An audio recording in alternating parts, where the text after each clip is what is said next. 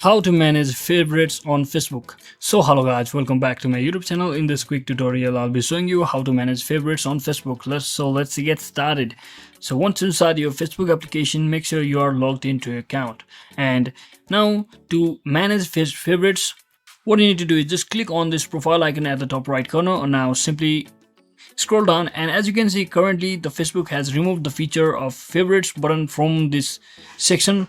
So when you click on the see more button over here, you see there is no direct favorites button, so it has been replaced inside the settings. So what you need to do next is just come over to the settings and privacy and just click on settings from over here, and once you click on it, just scroll down and click on this content preferences, and once you click on it, here you should finally see the favorites section. So once you select it, here you can basically see all of your favorites pages or favorite friends, so which you have prioritized. And when you click on this pages, you can now even add the new pages to your favorites just like that, and you can simply click on this view post from favorites to see the post from favorites pages as well. So that is it for today guys. I hope this video was informational. If it was, don't forget to like and subscribe to the channel. See you on the next one.